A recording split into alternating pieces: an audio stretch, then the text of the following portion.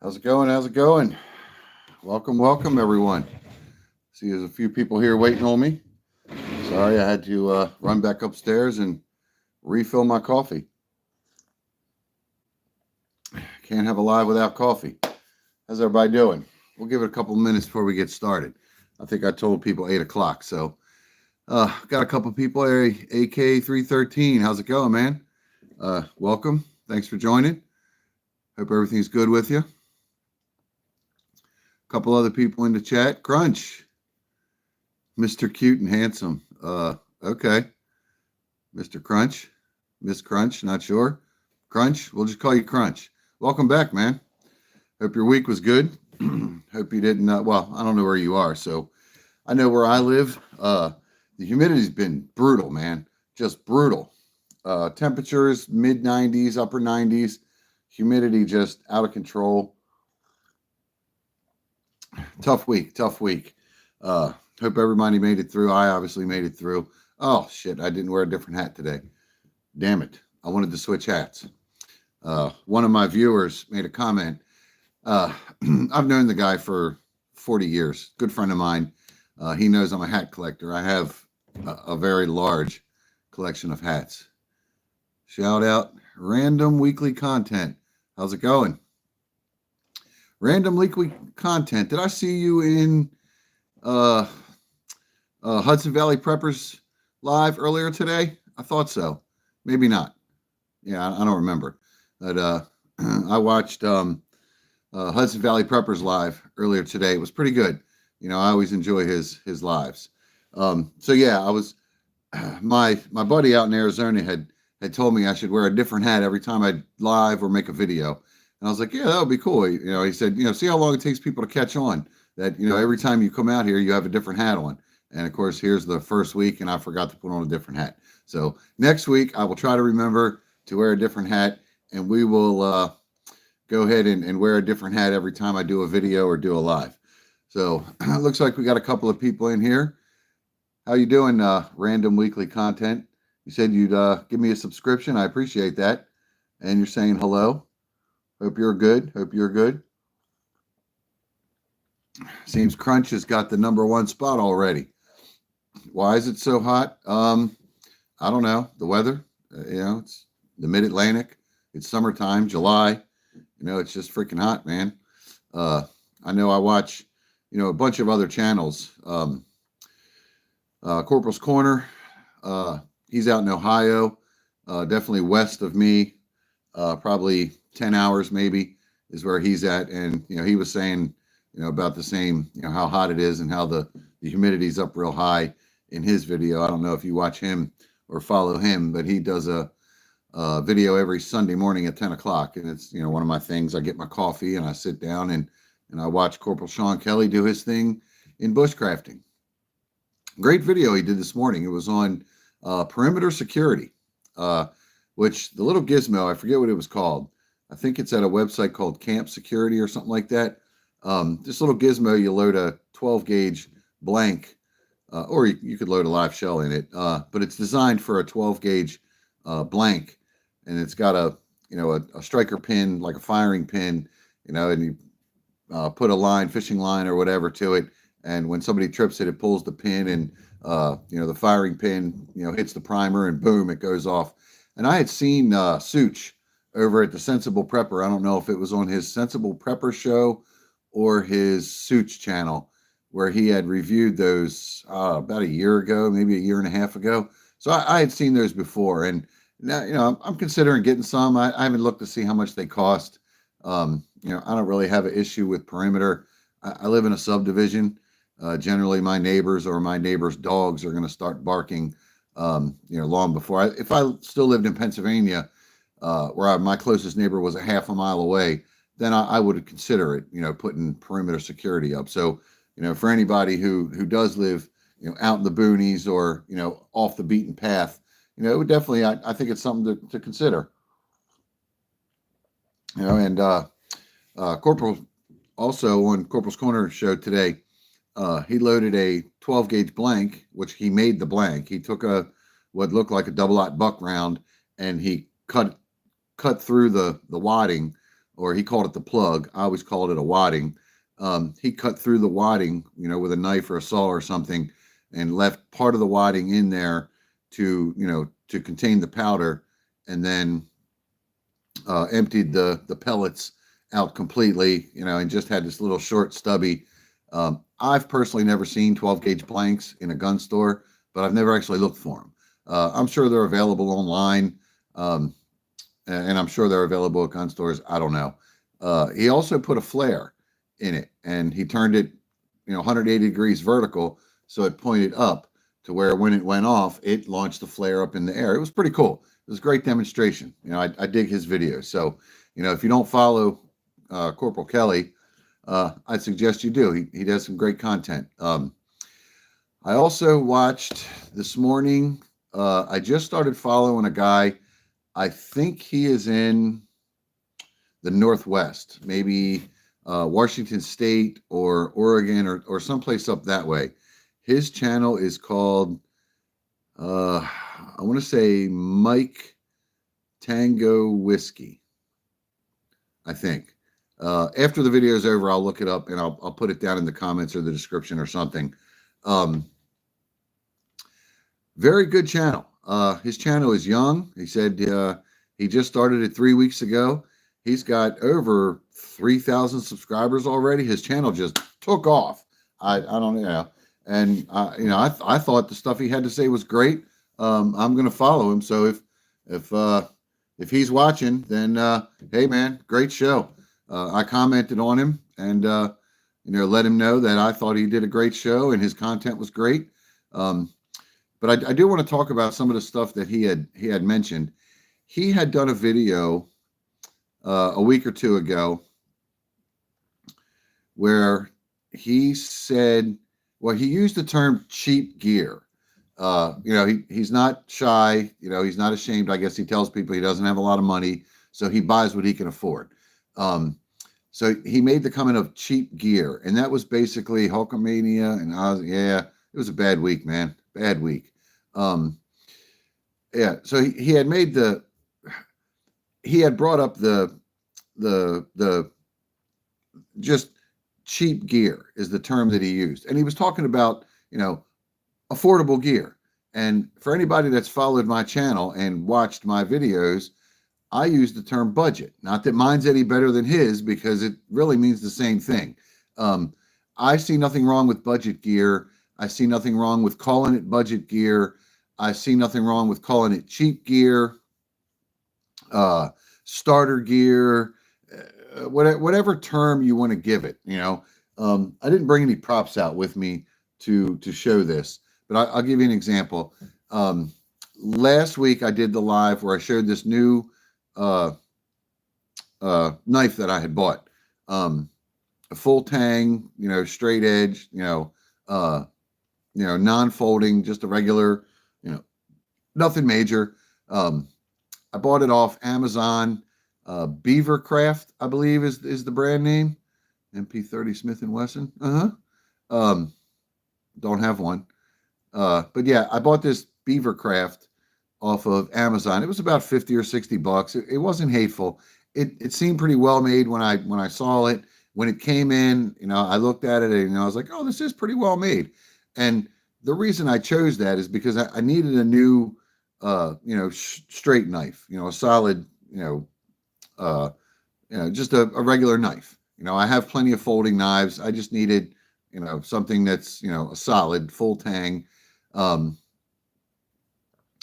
am I talking about? I'm talking about knives, dude. And I had saw on Clay Hayes' channel. I follow him as well. Clay Hayes, he was on Alone, the TV show on History Channel or Discovery Channel or whatever channel it comes on. He ended up winning like season 7 or season 8, and he won by a long shot. He was just solid with his skill set, and now he has a YouTube channel. He may have had it before. I don't know. I didn't know about him until should have been more descriptive. Sorry. I guess you got here after I started. But I'm thinking do I throw knives? No. I've played around with that, but it's not any type of skill I've ever really trained at or practiced at. Um, but anyway, uh, Clay Hayes, he is, I'm guessing his sponsor by Montana Knife Company, probably because you like Cowgirls team, like the Cowgirls team. Yeah, that's right. And I tell you, this mug is quite old. My kids gave me this mug like 20 years ago. It's got, I believe this was Miles Austin, Tony Romo, Jason Witten, and DeMarcus Ware. None of them even play in the NFL anymore. They're 20 years ago. So that's how long I've had this mug. But anyway, so I looked on the website for Montana Knife Company, and they're impressive. I really like their knives. If I had $300, I wouldn't hesitate to go buy one. Pop's best quarter. A couple of years before might have been, Dallas's best years, but whole nother subject. The Montana Knife, not the Montana Knife Company, their knives, really good looking knives. I mean, I wouldn't hesitate if I had the money. So, obviously, I'm not going to spend, I can't spend $300 on a knife. I mean, I could, but it would hurt. Troy Aikman, yes, sir. I'm old enough to have watched the glory days of the '90s. I was young when Roger Staubach did it beforehand, but I'm old enough to where I was very I remember Aikman and Emmett Smith and Alvin Harper and Michael Irving and all those guys. But anyway, so I bought this Beavercraft knife off of Amazon, and it was like 50 or 60 bucks. Certainly not the same quality, I'm assuming, as Montana Knife Company. But to go back to the point I was trying to make about what Mike Tango Whiskey said in his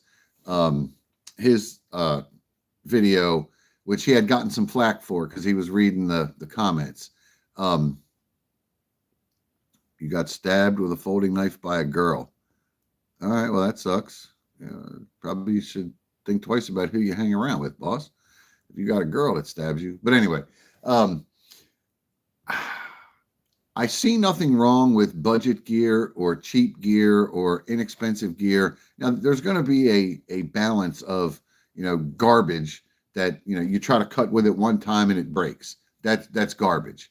But something that's moderately priced or priced at the lower end, which I actually have an example sort of here. We'll get to that in a minute. I see nothing wrong with it because, and here's my reasoning for saying this. Only a few people in here. Did the stream just start? Yeah. Hey, Mr. Leatherwood, welcome back. Welcome back. Yeah, I started about 8-9 minutes ago. People are building. Welcome. Good to see you again. So, when it comes to budget gear or cheap gear, you have to find that balance of garbage versus low priced. And just because it's low priced doesn't mean it's going to be crap.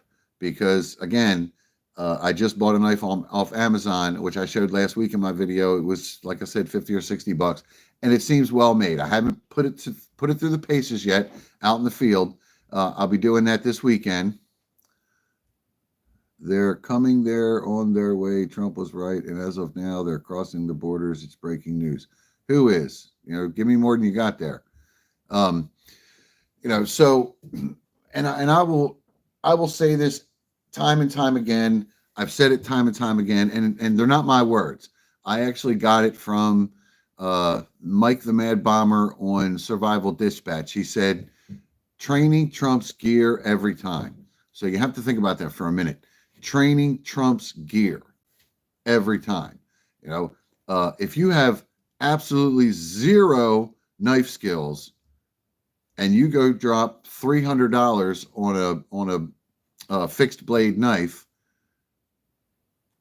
what good is it? It's as good to you as a $2 knife, from the bargain bin on the counter at the local True Value.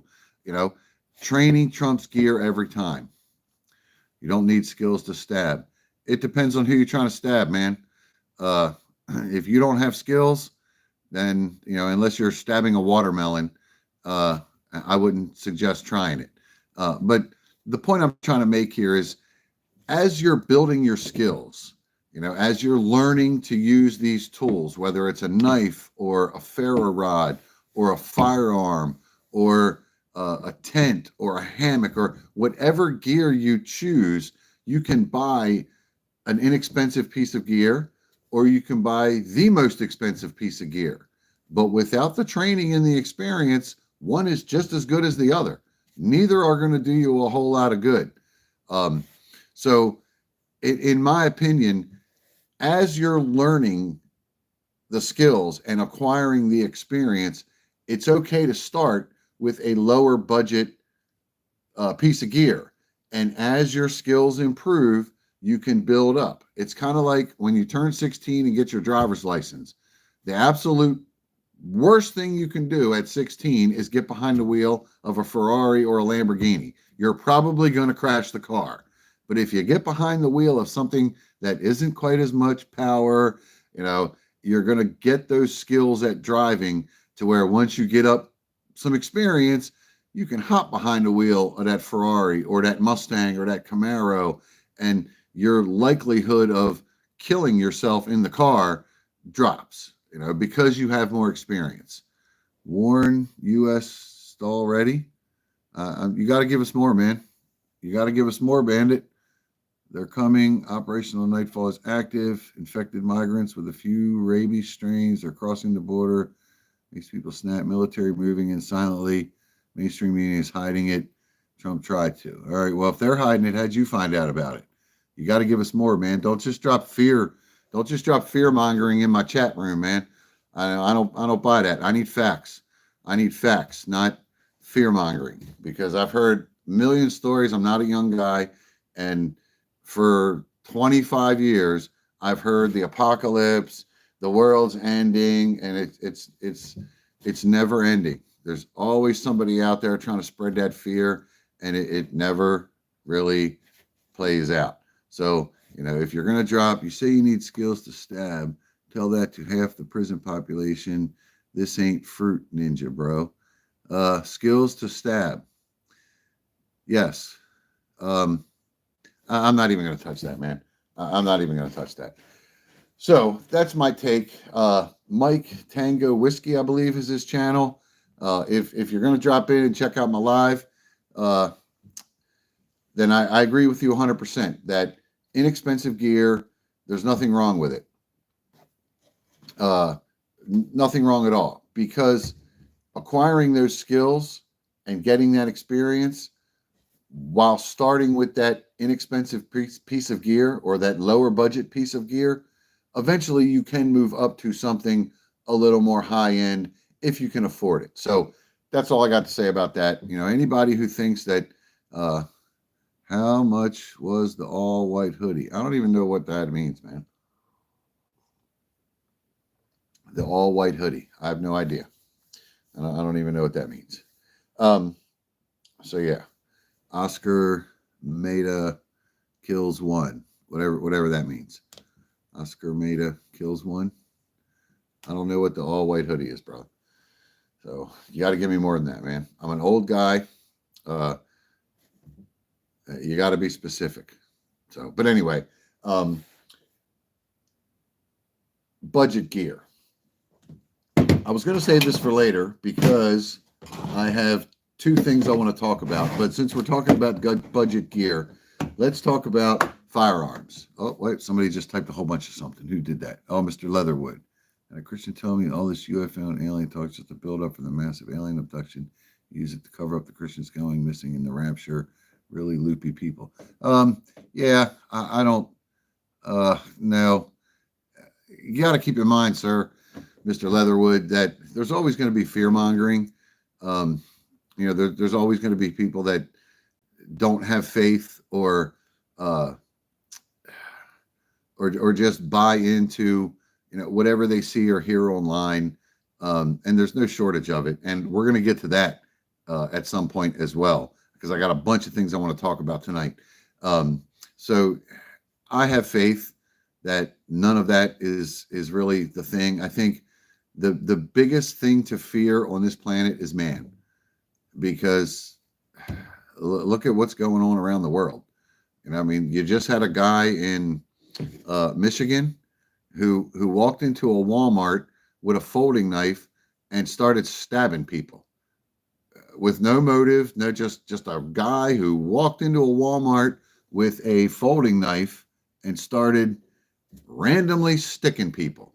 Uh, Luckily, a public citizen with a concealed carry permit and a concealed carry weapon stopped him until the police got, until the police got there and could arrest the guy. So, trust me, didn't believe it either until a retired military contractor sent me the docs. Hang on. There we go. Sent me the docs operations. It's real. All right. Well, if there are UN troops, all right, I will tell you this: if there are UN troops coming across the border, I have relatives in Texas, I have good friends in Arizona, and I have good friends in Southern California. If UN troops are crossing the border in any of those states, now they'd have to cross in New Mexico because I don't really know anyone in New Mexico, but I'm sure one of the individuals that I know in either Texas, Arizona, or California, if that were true and UN troops were crossing the border, they would hear about it. They probably know somebody in New Mexico and they would let me know. So again, I appreciate the update. I need facts. I need proof. Man was the greatest capacity for evil and good. And this is, yes, 100%, man. You know, I just had a conversation with my wife the other day about how people think, wild animals are so savage and brutal. And really, they're not. They are less savage and brutal as human beings because, I'm in Texas and I'm like 9 hours from family, but haven't heard anything yet. See, exactly. So, all right, back to budget. All right, I just picked this up Friday. You may have heard me talking about this, the Ruger RXM. I just picked it up Friday. Been eyeing it since like October of last year, and just couldn't bring myself to go put because I wasn't sure. I mean, it's a $400 pistol. It's a Glock clone. If you know anything about the Ruger RXM, it is empty. Hello, I got no mag in it. There you go. Hello. Very safe, YouTube. It's brand new. It's still in the box. I mean, I haven't even taken the Ranger band, the RXM Ranger band off of it yet. Came with a Ranger band. It was pretty cool. But the point I'm trying to make is I could have gone out and bought a Daniel Defense or a Kimber. Actually, I probably would not have. And really, it's not comfortable for me to go spend $2,000 on a pistol. I don't have that kind of money. I got bills to pay and kids to feed and yada yada yada. So for me, spending $400 on a pistol, it's doable, but I got to save for a couple weeks. Just so I don't really feel that hit as much. But back to what I was saying about budget gear, I consider this budget. It's a $400 pistol. It's not a $2,000 firearm, that's really, really boutique and sweet. And it's a $400 pistol.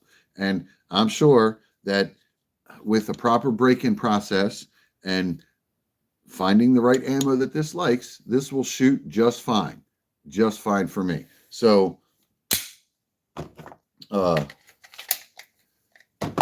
I have no issues with budget or cheap. Now, do I consider it cheap as in cheaply made? No. I consider it budget, meaning cost less than other things in the same category. So, again, if you're trying to decide whether, do I want to buy this Ruger pistol for $400 or do I want to buy this, Kimber for $2,000? If you got the $2,000, buy the Kimber. If that's what you want, buy it. But if you're on a budget and you just need something for self-defense or home defense, there is nothing wrong with a $400 pistol. And there's even pistols that cost less. The PSA Dagger, I think, is like just under $300, and it's a Glock clone, just like that. So, which brings me to budget and cheap. And yes, I am budget. Yes, I am cheap.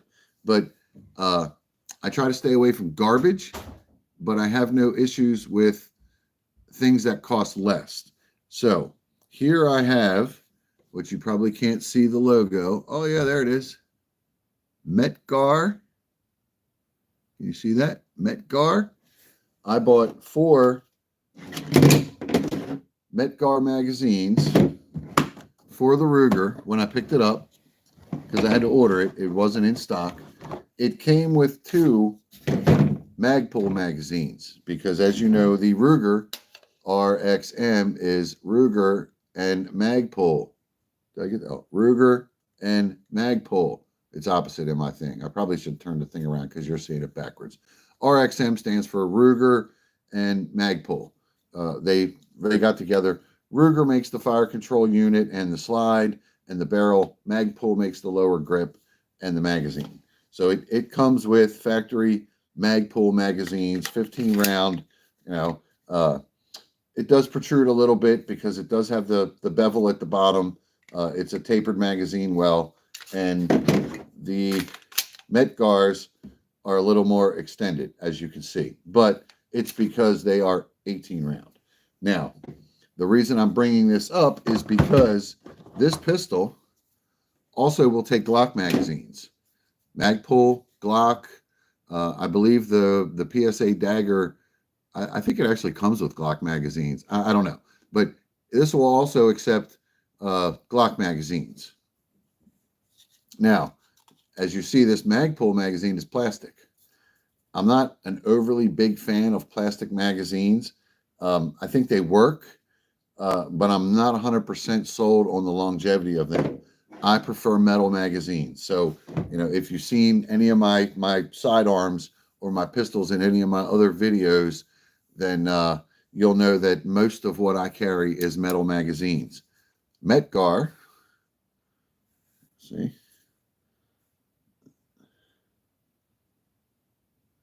Yep, there it is. Metgar. Oh, it's backwards. Sorry. All right. Metgar are metal magazines. And I found out doing a little bit of research that you want to know who makes magazines for Colt, for SIG, for Beretta, for Taurus, for Springfield? Metgar. That's who makes the magazines. They just don't put the Metgar logo on them when they make them for manufacturers. So literally, it's the same magazine. It was $20. The Glock mags are $38. The Metgars are $20. Almost half the price. And they feed fine. Now, I haven't test fired this yet because it's brand new. But they feed fine. The magazine catches solid. Now, the Ruger RXM is a plastic magazine release. It's not it's polymer. It's not plastic, but it's not a metal magazine release like the upgrade for the Glock. You can get an upgraded mag release for a Glock that's actually metal, but it's got a good solid fit, and all of them are pretty consistent. So I'm pretty happy with the fact that I got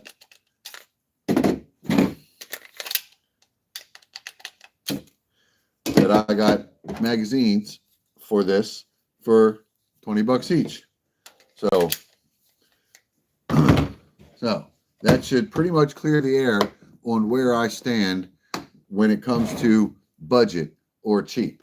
So, again, if you're considering, you say you have a Glock, and you've always bought Glock magazines, and I get that. I understand the Glock magazines in Glocks work better than anything else that's out there. Have you tried Metgars? If not, I would try Metgars, because everything I have with metal magazines, the metal mags work much better than the plastic ones. They just do. I don't know why. Maybe it's because they're sturdier. I know Glock is plastic with a metal insert, which makes them a bit sturdier. But there's a few firearms out there. In fact, Ruger makes a 22 that I've been eyeing this up for months now. This little bolt action 22 not Ruger, I'm sorry, Savage. This little Savage bolt action 22 I've been eyeing up. And the biggest issue that I can find with it is their feeding issues. But it's not the rifle, it's the magazine. So, a simple magazine swap might fix that. I don't know. But as far as budget gear goes, just because something costs less, you got to do your research. All right, let me see. I missed a few of these comments with me rambling on. Mr. Leatherwood, he's still here. Bro, that's the point. Locals aren't being told. My cousin in El Paso said whole areas are blocked off for construction. Armored trucks moving at night. Who's your source? Can't believe can't say names. Of course not. They're being watched. Source did Black Ops in Kandahar. He's seen this before. See myself, I trust him. Have a Sig Sauer, nice and cheap. Sigs aren't cheap, dude. My wife was looking at a Sig 365 like 2 weeks ago, and it was right around $700. I don't really consider that cheap. It was a nice little piece. She didn't buy it. She picked up the Springfield Hellcat Pro instead, which that'll be here next week. I know family member, Colt Pocket Light Mustang, Pinky extended mag, like the slim lightweight frame.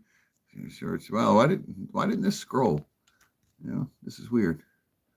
Best advice. There we go. God bless America. Hoorah. All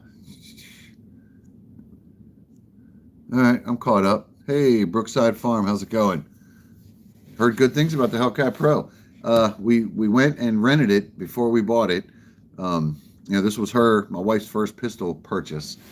She just got her concealed carry permit, and with everything that's going on, she decided that it wasn't enough for me to be carrying, that she wanted to be carrying too. And I'm all for it. I supported it 100%. So I even took the concealed carry class with her, and actually added a few states to my concealed carry list, because I'm covered in a bunch of states.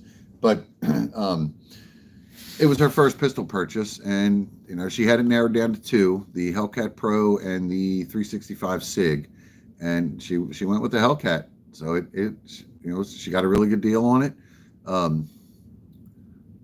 That's what I told her. And I tell you, I think she paid like $6 with tax and transfer was like $670, I think. $650 or $670, but it came as like a promotional kit. It came with the pistol, it came with a 15-round mag and 4 17-round mags. It came with a mag loader, it came with a range bag, and then a little carry pouch. And I'm like, wow, she got 5 magazines with this, so yeah. She got a great deal. $650 for a pistol, 5 magazines total, range bag, and a little carry pouch. And it's got an optic on it. It's got a green dot optic on it, though. Yeah, that's a lot of goodies. Yes, it is. I couldn't believe it. Hell, the optic alone was $200. Sig mags are like almost $40 a piece. I think $33 a piece at the store we go to. So, she got, the optic and the mags alone were worth over $300. So, and she got the whole package for $650. She paid less for that Springfield than I paid for the RXM. Because it only came with 2 mags. Metgar actually makes high capacity mags, with a lot of older Colt and Beretta. Yes, they do. That's who actually makes the magazines for Colt and Beretta. No longer in production. That's why similar power collectors need. Yep. Reliable. And yes. And I didn't know. that Metgar is actually who makes them. And I took my Taurus. I was carrying my Taurus the day that I went to pick up the RXM, and I pulled the mag, which is a factory Taurus magazine. And my Taurus was bought in the late 80s. That's how long I've had it. And it's an actual metal magazine that's a Taurus made magazine, or so I thought. And we pulled a Taurus mag out of a Metgar mag for a Taurus out of and literally it's exact. Literally exact. The only difference is mine are stainless. The ones at the store were black. You have an RXM too? I just got it. I just picked it up Friday. It's still in the case. I haven't done anything with it. I brought it down to do the live, and then from here it'll go in the other room into the safe until I get a chance to to get out. Websites so used for accessories. Um, I do look at Optics Planet, but I also use AR-15 discounts. I use uh, Brownells. I use uh, oh, what else do I use? Sportsman's Guide. A lot of times they have stuff. In fact, I've bought a couple of Vortex scopes off of Sportsman's Guide that were, with the Sportsman's Guide membership thing that I have. They were a little bit less than anywhere else I could find them. I use Palmetto State a lot. Um, I use Midway a lot. I've used them for years.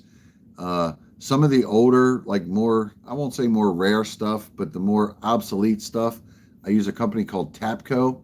They've been around since the 80s, and they're basically like if you need parts for a Garand or an old Enfield or an old Springfield, any of the older type military weapons, they're going to have it. Optics Planet is solid.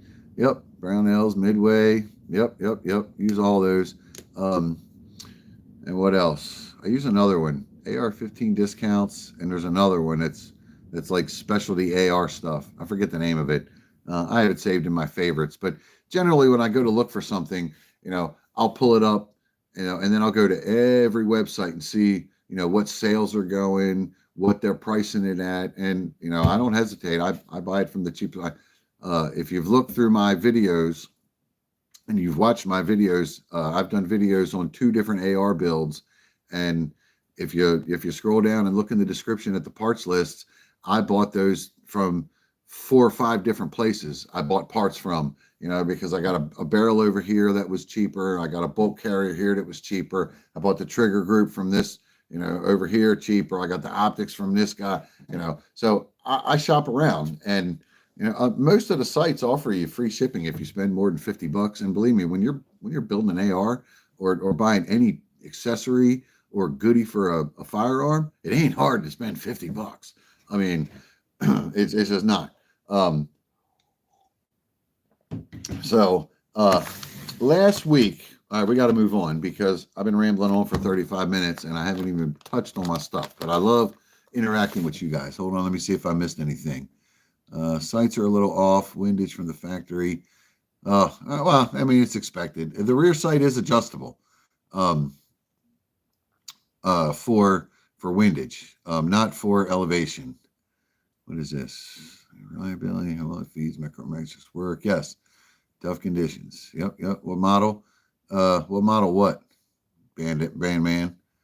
What model? Taurus? It's a 92 FS. The RXM is just the RXM. Optics Planet solid. Yeah. Last week on my, even saving $5 here and there. Exactly, Mr. Leatherwood. Exactly. Saving, it all adds up and it counts. And at the end of the project, when you have this project all completed and built, and you look down through what you spent, if you don't itemize and keep track of that, it'll get astronomical. And if you watch my videos, I built both of those ARs for $1,000 or less. They're not super expensive. I mean, they were a little more than buying like a Ruger or a Smith or, one of the off the shelves, but I put better stuff. The one that has the 16-inch barrel, that's a stainless heavy barrel that's fluted. 1/8 twist, I think is what it is. So what's this channel all about? This channel is all about outdoors and preparedness, Mr. Brookside Farm. Brookside Farm, I guess. There's no A there. Mr. Brookside. I am the Gen X Prepper, and my channel is called Gen X Outdoors and Preparedness.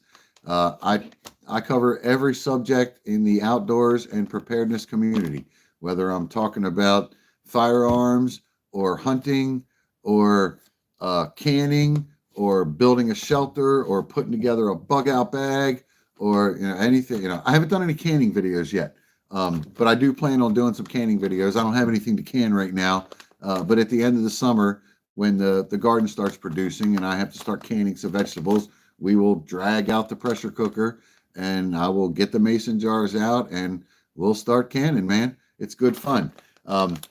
Back to what I was talking about. Last week, I I talked about bag maintenance. So here you go, Mr. Brookside. Um, Last week on my live, I talked about bag maintenance because I've done, I don't know, 5 or 6 bag videos: emergency bag, bug out bag, get home bag, whatever you want to call it. I just call it an emergency bag. I keep them here at the house. I keep one in my truck. Uh, if there's an emergency and I need to go somewhere or have supplies with me when I'm somewhere, I have a bag, a backpack that has the essential supplies that I would need for my area, for my region. And one of the things that I wanted to reiterate to people is, don't just buy a bunch of stuff, throw it in a bag, stick it in your trunk, and forget about it, because things like batteries need to be checked. Things like expiration dates on medications need to be checked. Expiration dates on medical supplies need to be checked. Um, and basically, it was about bag maintenance. So, like twice a year, I pull mine out because of the region that I live in the Mid Atlantic. We have seasons, obviously: winter, fall, spring, and summer. In the summer, like right now, it's hotter than hell out. It's mid 90s, humidity is brutal. I don't need layers in my bag, in my emergency bag. But come wintertime, it could drop down into the teens, even the single digits. And sometimes I work as much as 150 miles away from home. So if there was a reason that I would have to get home without my vehicle, I have my emergency bag, which will have my layers, all my essentials in it. So twice a year, I pull my bag out of my vehicle and I seasonalize it. I get the summer stuff out and I put the winter stuff in. So that was one of the videos that I did. But I didn't really touch on bag maintenance. And that's generally when I do mine. I check the expiration dates I keep 3 days worth of food in my emergency bag. And I always check the expiration dates. If what I have in there is about to expire, generally I catch it before it expires. Still around having a bug out bag if you don't plan on bugging out? Yes, I would. Just because you have an emergency bag, it doesn't have to be a bug out bag. It's an emergency bag. Let's say, all right, we'll get back to what I was talking about in a minute, because I want to touch on this. Brookside here. Let's say your plan, how much did my pack weigh? You should have watched my video, man. Actually, my pack weighs like 33 pounds, which I also did a video on my pack and my loadout, my patrol gear, my chest rig, my battle belt, everything that I would put on if I had to leave. And it's actually surprised me as to how much it weighed. I did a video on it. You should go check it out. But if you're planning on bugging in, which most of us are, most of us, we start prepping all these supplies. We have our food, we have our water, we have our medical supplies, we have our flashlights and our power generators and all this other stuff that we collect. If you have to bug out, there's no way, unless you have a box truck, that you're taking all that. So ultimately, the plan is to bug in. But what if you have to leave temporarily? Let's say you have to go get supplies, or you have to go get a family member.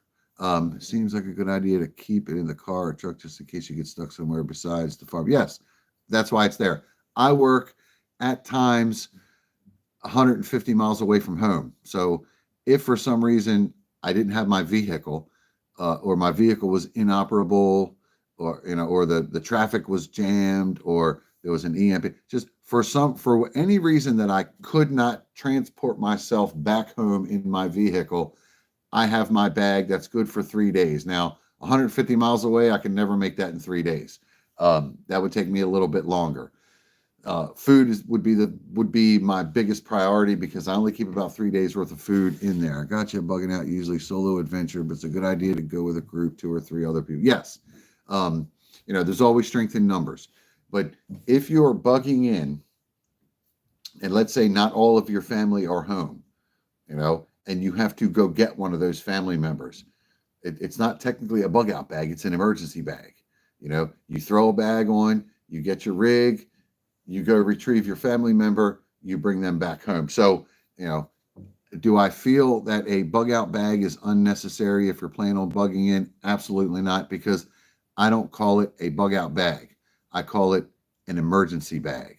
And It's for emergencies, whether it's an emergency at home or an emergency away from home. It's a bag that has essentials in it for emergencies. I keep a sleep system. I keep water filter. I keep fire starters. I keep weapons for security. And I keep medications and food. Um, I don't keep water in the bag. Uh, I keep water in the truck, and I keep empty Nalgene bottles in the bag to where if I would have to leave my truck, I could dump the water from the smart water bottles or whatever water I have in the truck at the time. I could dump those in the Nalgene, or just put them in the pack and take them with me. But I have two, I think they're 32-ounce Nalgenes in the pack, in the bottle holders, left and right here on the sides. And then I always have water in the truck because I work out of my truck. So I'm easily solo adventure. Oh yeah, I read that already. So yeah, who was that? Brookside asked me that question. Yeah, gotta keep it. Yes, great idea. Mine stays in there all the time.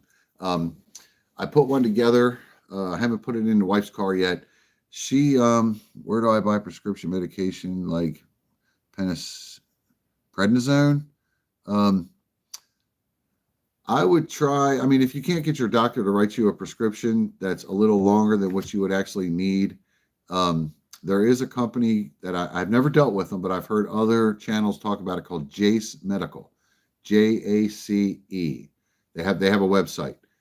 They can do like extended amounts or whatever. I don't know. You have to look into it, but that's who everyone talks about, is Jace Medical.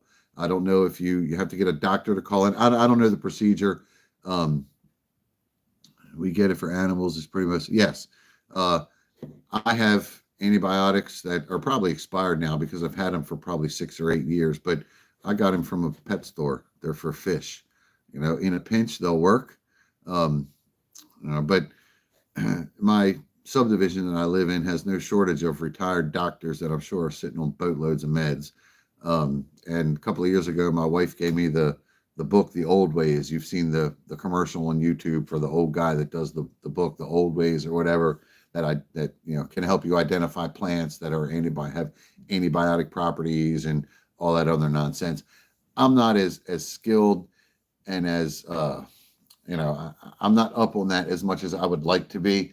But again, I'm not completely alone. My other half is a scientist.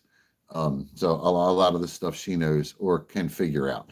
So, but back to maintenance. One of the things that I did not mention, which I didn't realize until after the live was over, is maintenance on your knives and your firearms. I don't know how often everyone cleans and oils their knives. I do mine a couple of times a year on the knives that I don't use regularly. The knife that I generally carry in my pocket is it's got a razor blade in it. It's a Husky. You get it at Home Depot. I got a couple of these. This is just my everyday carry.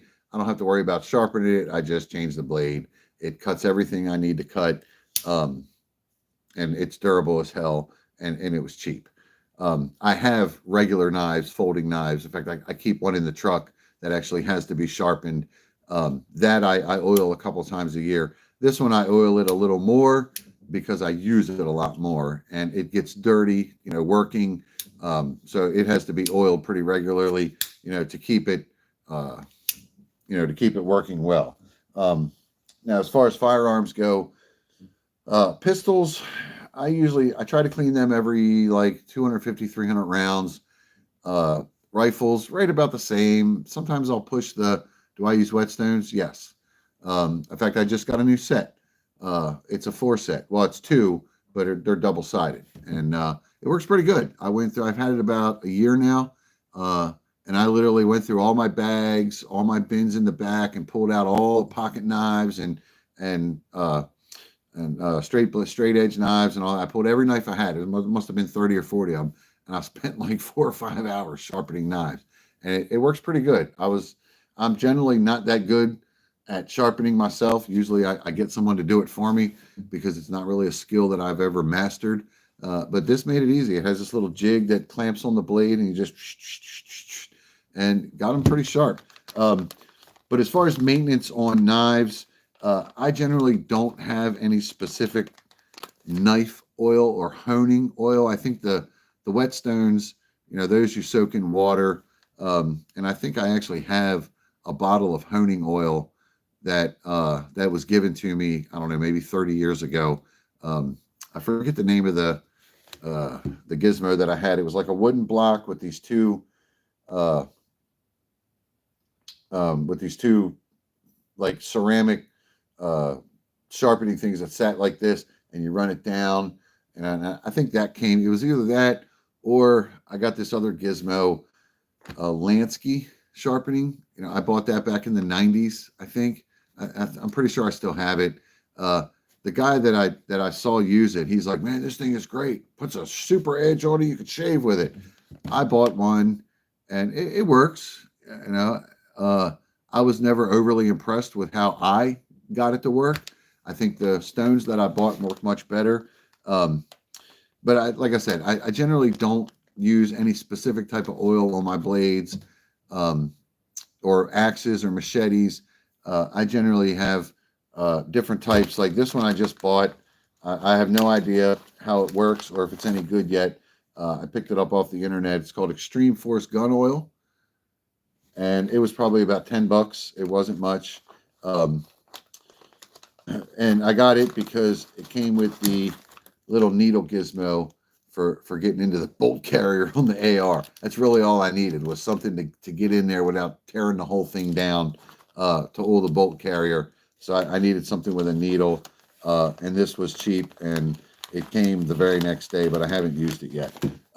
Generally, when it comes to firearms, now, I'm glad I only got 2 people watching right now, because if people saw what I'm about to show you, they would go freaking ballistic and tear me up in the comments.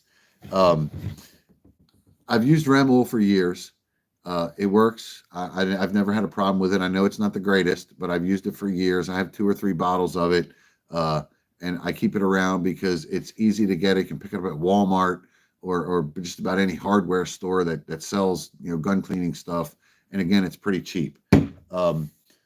This by Birchwood, this Molly Lube. I just started using this. It's pretty good stuff. I'm impressed with it. The reason I'm trying it is because I've been using gun scrubber for 30 years. And it's made by Birchwood, and it's called gun scrubber. I didn't bring the can out. It's in the back. But I think that stuff, you can't put it on plastic. So hold on. I'm getting to that, Brookside. I'm getting to it, man. That's why I said, if anybody sees what I'm about to show you, people will tear me apart in the comments because of what I use on firearms. These are the made for firearms. This is made for firearms stuff. This doesn't work bad. I like this. It works pretty good. I'm not unhappy with it. But this stuff I've used. My grandfather is who used it. I use Hops number 9 and Remington oil. And because that's what my grandfather used. So now, some of the stuff that I've adopted, yep, jumped the gun a bit. You sure did, Brookside, because this I get from like AutoZone, man. It's just plain Jane multi-purpose grease. Now, I have another can of this. I grabbed this out of the garage. This isn't the one that's on the gun bench. I have one that's high temp premium heavy duty grease. And it's just basic nasty ass bearing grease. And I don't have my pistol on me other than the RXM, which I haven't even cleaned the packing lube off that yet. So I'm not going to put that on there. But generally what I'll do is when I pull the slide and the barrel apart, I'll put my finger in this tube, in this little tub here, and I'll rub it all up on the inside. Now, when it comes to powder buildup, yes, the grease does get gummy more so than some other stuff. But I think it holds great.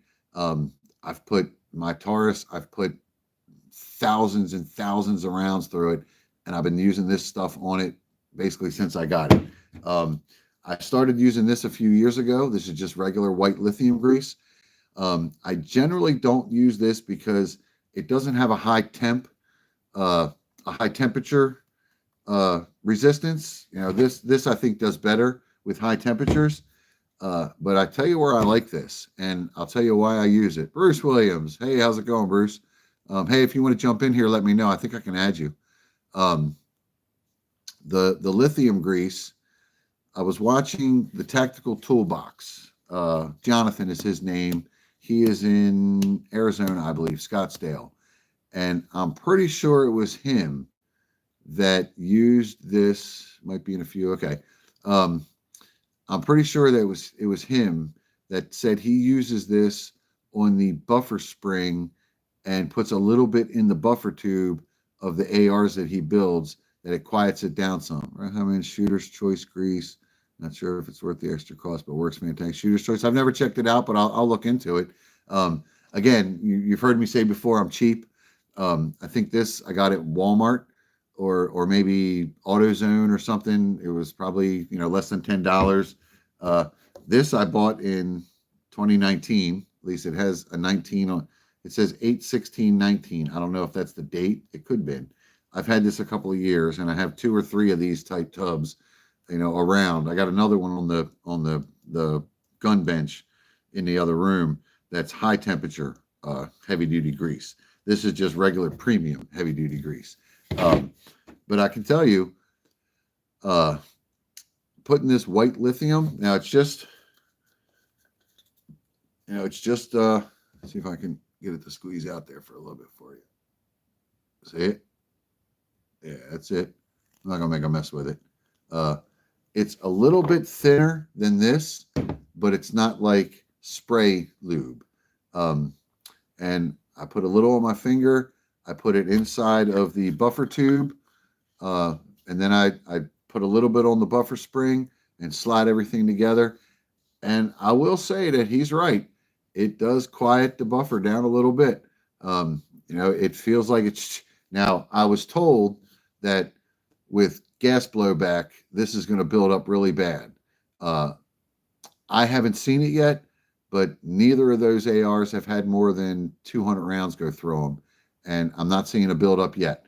I opened up the 16-inch barrel one and pulled the buffer out, expecting it to be gummed up and black and nasty, and it wasn't.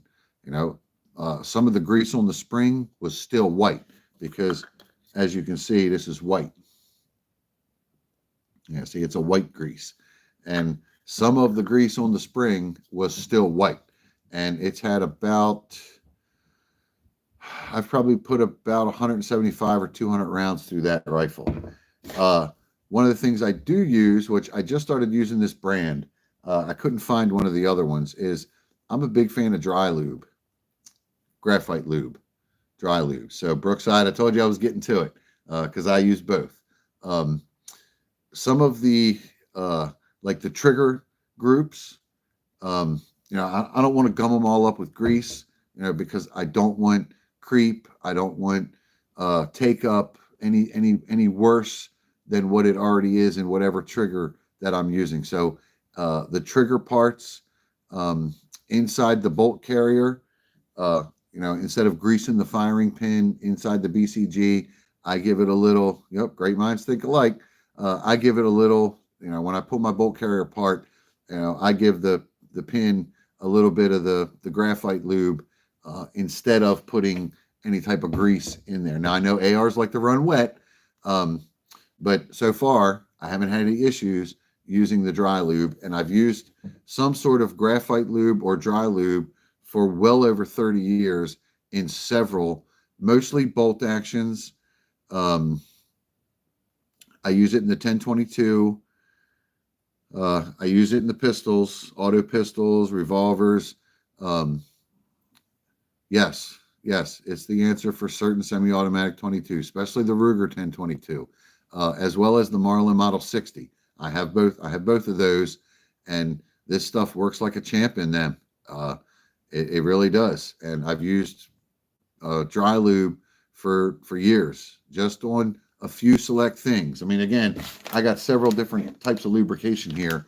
The liquid, which is like oil, and then grease, and then, this is Molly. This says it's a dry film lubricant right here, dry film lubricant. Um, it didn't feel completely dry when I tested it and used it. Uh, at least not as dry as the graphite lube, but this isn't graphite, it's Molly lube. So I expected it to be. Now it did dry fairly quickly, and it was lubricate. It did have some lubricating factors to it, but it was just different than this. So I don't know if this is going to be a replacement for this. I highly doubt it, because I've been using the graphite for 30 plus years and have had no issues with it. This, it was inexpensive. I think I paid like $8 for this can. I figured I would try it out. If the lithium grease in my buffer assembly of the AR starts to gum up like I was told it would using this, which I was told that by someone else. I saw somebody on the internet, Jonathan from the Tactical Toolbox. This is what he uses. What I use for surface rust, Remington oil. I try to keep rust off of my firearms. I'm not a big fan of using like 4-0 steel wool to get it off.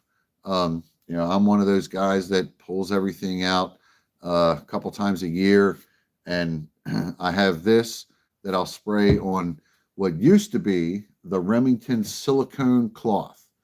Or silicone cloth. If you remember, like 25 years ago, Remington sold this like gray cloth with like this some sort of silicone or something embedded in it, and it came in like a plastic sleeve, and it was reusable. I still have it, but I'm pretty sure all of the silicones, because it's 30 years old. So I just give it a squirt with the Remington oil, hops number 9. Yeah, that's what I use that too. I generally use that on my barrels and my bores.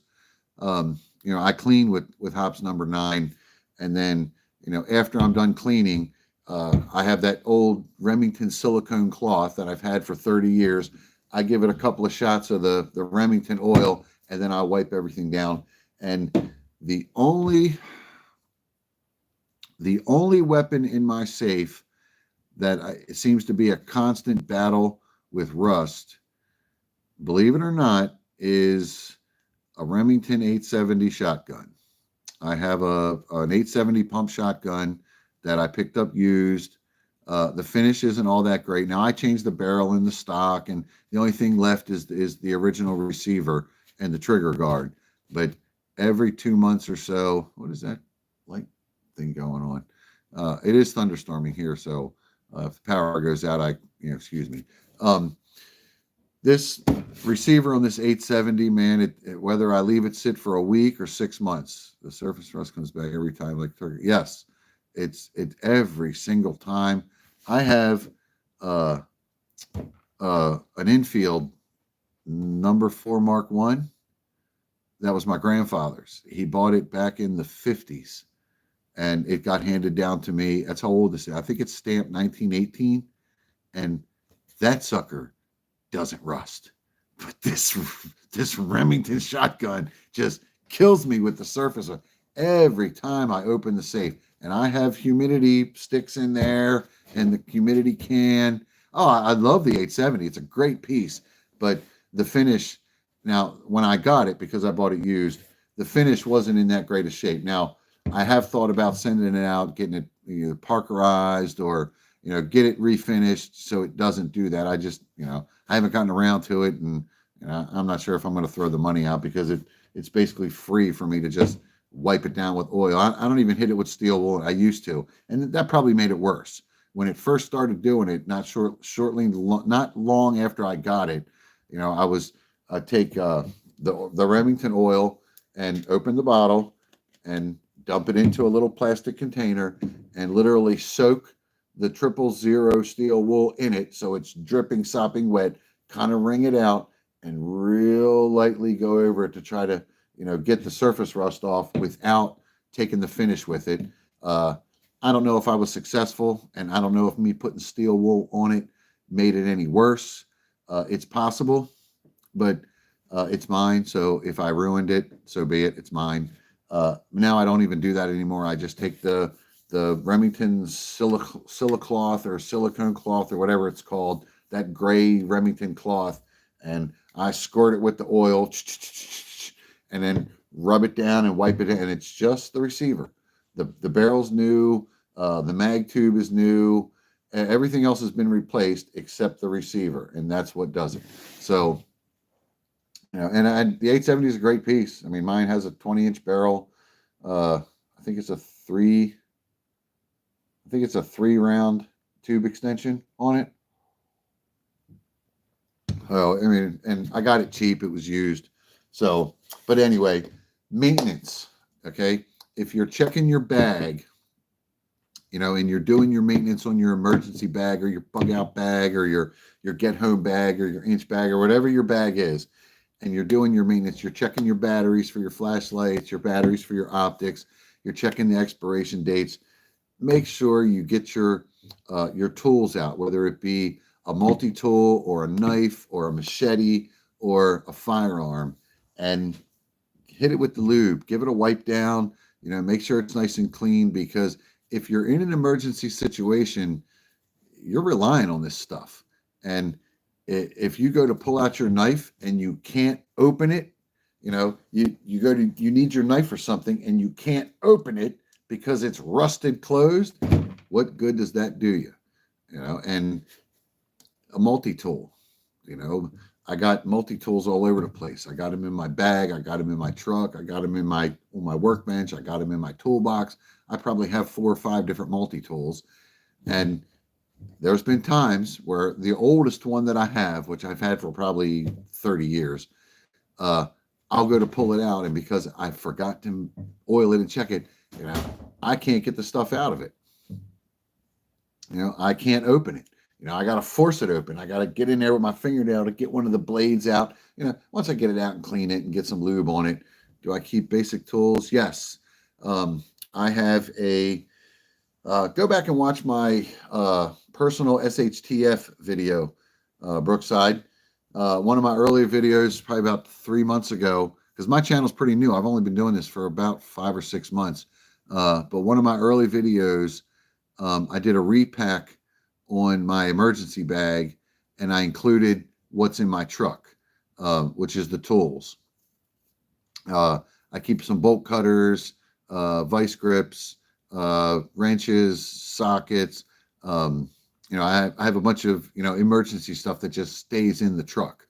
It doesn't, that's where it stays. I specifically bought it for the truck. So, and a lot of it's just basic stuff, and as you can see, I don't spend a lot of money on stuff. I get what does the job, and I don't really care about bushy or bougie or whatever the word is, or boutique. I got a few like Snap-on tools, but most of my tools are Craftsman. I can't afford to have a $60,000 toolbox full of Snap-on tools. As much as I would like to, I can't afford that. I got a Husky toolbox that's about 3/4 full of Craftsman, and I'm not ashamed to say it, but there's no shortage of Harbor Freight stuff in my toolbox, because I do buy stuff from Harbor Freight, and I realize that it's not the greatest stuff out there. Some of it's not bad, but a lot of times when I buy something, because I already have everything in Craftsman, if I'm buying something from Harbor Freight, it's something specialty that you like me. Well, thank you, Crudge. If I'm buying something from Harbor Freight, normally it's something like specialty that I'm not going to use very often. So I don't mind buying, a $20 tool if, hey, as long as it works for the one time I need it to do. That's a little weird, dude, sending me a rose, but hey, thanks. I don't even know if I keep saying dude. Sorry if you're not. Most of my audience is men 45 to 65. The only thing I like to get nice tools is Milwaukee. I have some Milwaukee, Craftsman, Harbor Freight, Chiefs. Yeah, whatever gets the job done. And I have some Milwaukee stuff. And I tell you, about 10 years ago, I bought some Bosch power tools, merely because the only place I had to go or the only place available for me to get some battery powered tools at the time was a Lowe's, and Lowe's didn't carry Milwaukee. I don't even think they do carry Milwaukee now. Bosch is what Lowe's carried, and the closest Home Depot to where I was at the time, uh, lowering my audience age. Oh yeah, uh, there are a few, but I know I checked my analytics maybe a month or so ago, and I think 96% of my viewers were age 45 to 65. So it doesn't surprise me. But hey, if you're younger, good, awesome, man, and you're younger too. Awesome, awesome. That's good. I hope I can help you out and answer any questions you have. Um, but yeah, Lowe's was the only thing around that I could get some battery powered tools at, and it was probably 15 years ago, maybe 12 years ago, and the closest Home Depot was an hour and a half away. So I just went to Lowe's, and I'm like, really, 270 or $300 for an impact driver and a drill. And that's all I got. I got two pieces and two batteries and a charger, and it was $300, and that was 15 years ago. I mean, nowadays I think you can get the Milwaukee. You can damn near get like the five piece set for $300. So I did pay. Bosch and Makita are very underrated. Yes, I've had Makita long before Makita was even popular. Basically, when Makita was the only thing out there, this was the '80s, and it was a 9 volt, 9.6 volt, the little skinny handle, and it was just a drill. They didn't have impact drivers back then, but I did have one of those, and that was pretty much the only thing on the market was that Makita, and it lasted years, years that Makita did. Um, and then I had a set of Ryobi from Home Depot that I got probably in about 99, 99 or 2000. It was a gift. It was a Christmas gift. Somebody gave me and it was before Ryobi was whatever the new one is, the Max or this was like 12 volt Ryobi. That's how old it was. It was like when Ryobi first came out. Makita's still running strong from the 80s. I'm sure you do. The Makitas, they were durable. I don't even know whatever happened to mine. I think I ended up lending it to somebody. I don't remember. But then I got a Ryobi set that was like the early Ryobis. And it was like the saw and the drill and the flashlight. And, it was okay for like hairy homeowner. But it eventually all less than, say, 8 years, it all died. And then probably 2008, 2009 maybe is when I bought the Bosch. And I still have the Bosch, still running strong. In fact, if you watch the video I did where I lapped the upper receiver of the Blueprint AR, go back and look at my Blueprint AR build video where I lapped the upper receiver. That Bosch drill, that's from about 2008. That's how long I've had that sucker. So yeah, but I have some Milwaukee stuff now, and I like it just as much. I think it's got just as much power. I will say I don't have one personally, but a friend of mine does. The DeWalt 1/2-inch impact driver, like for taking lug nuts off. I've used a couple different ones. Milwaukee. I think I used a Craftsman once. And I gotta say that DeWalt, now that sucker's $400. It wasn't my cup of tea. Yeah, the early Ryobi stuff wasn't. Now I have some Ryobi stuff now, but it's like lawn tools. We have a weed eater and a blower and a little hedge trimmer thing. The wife bought it so she doesn't have to fire up the gas powered, because everything I have is gas powered. She wanted the battery powered stuff to make it easier for her to get out there and do a little trimming or whatever. So we have the Ryobi Max or whatever it is. We got the little blower and the little weed eater and the pole saw for trimming the branches, and that stuff works great. I don't have any problem with it. She's not crazy about the pole trimmer because it jumps the chain a lot, but it was brand new. It's still stretching out. Once you use it a little bit, and I adjusted it the other day. It should be fine now, but we haven't had it that long, about a year. But anyway.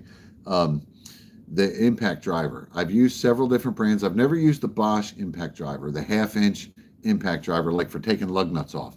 But a friend of mine has the DeWalt, and I gotta say, That DeWalt is a powerhouse. Now, I think it's like $400 for that impact gun, but it's a powerhouse. And I've used other ones, and I think the DeWalt has it cornered on.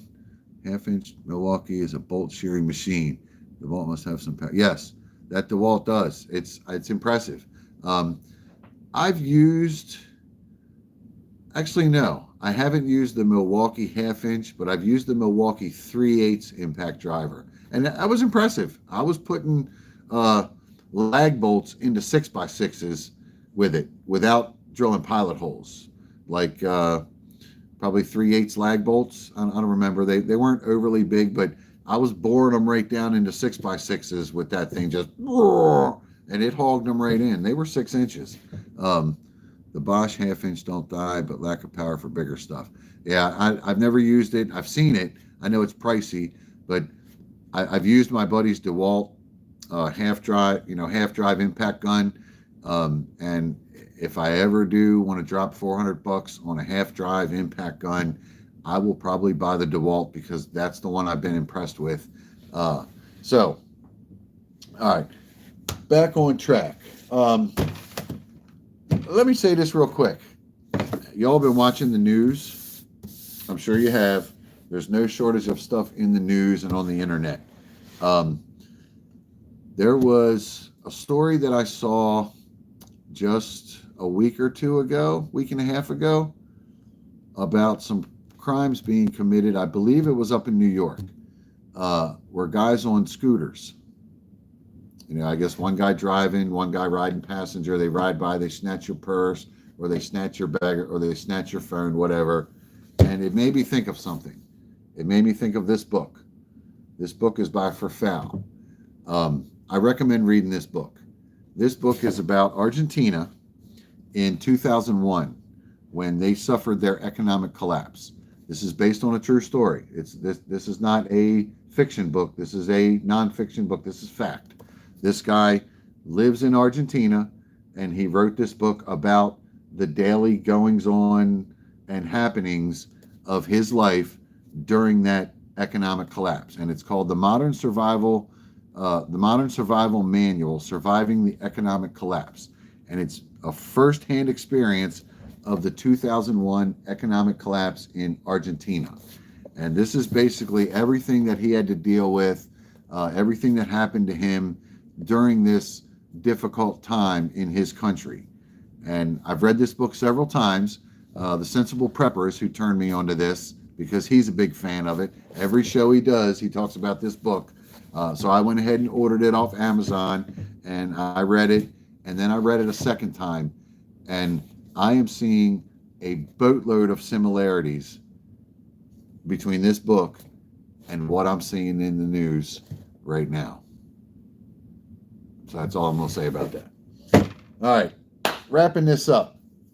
I guess Bruce left. Yeah, I got a trip coming up this weekend. Today's Sunday, obviously. It's Sunday. But I have a short work week. I'm only working till Thursday. And then I'm off Friday and Saturday and Sunday. And I actually took off Monday, too, because I could. Ultrafire. Yeah, Ultrafire. Good info. The book? Read the book, man. I'm telling you. It's a true story. It's true about what happened in, Argentina. And if you watch what's going on currently in our country, in the United States, some of the things, some of the crimes that you're seeing, some of the events that are taking place, read the book and tell me you don't see the similarities. All right. Yeah, I got a camping trip coming up this weekend with, he was just in here a minute ago, my good buddy Bruce. He runs a page. Yes, I would definitely get the book and check it out, Brookside. It was cheap. It was like $12, I think, on Amazon. Maybe $15. I don't remember. Oh, okay, just here. Yeah, so Bruce was going to do a live with me. Normally, him and I do our lives on Facebook because he has a page on Facebook, 302 Outdoors, where we basically talk about backpacking and hiking and camping and gear-related topics, and that's kind of like the outdoor side of my channel, which I talk about both here on YouTube, but I try to keep uh, the preparedness part of my channel away from the Facebook. I don't want to, confuse people. But I don't mind saying it here on YouTube because I can do that because I have a camera and a microphone. Um, this weekend, my good friend Bruce and I from 302 Outdoors are getting together for a little collaboration weekend camping get together backpacking trip. It's going to be some good fun. I did check the weather, Bruce. If you have not, I looked at the weather earlier today. They're talking low 80s, upper 70s, maybe a little rain on Friday, but Saturday looks lovely. I think a high of 81. So I think the temperatures are going to be on our side for this. So it should be a good time. Uh, I'm pretty sure that Saturday, after we take our hiking trip, which I believe we're going to hike the Mason-Dixon Trail or a section of it. Hell yeah, definitely going to be a good time. We're taking y'all with us, sort of, kind of. Our plan is to hike a section of the Mason-Dixon Trail from almost the Pennsylvania line down into close to the Susquehanna River. Basically, it runs parallel with the Susquehanna River. If you look on a map, the very northern section of the Chesapeake Bay, the Susquehanna River runs down through Pennsylvania into Maryland. Do I know Hulk Hogan? No, I've never met the dude. I've seen him live when I was a teenager. My dad took me to the wrestling matches, and I saw Hulk Hogan. I saw Big John Studd. I saw King Kong Bundy. I saw the Macho Man Randy Savage.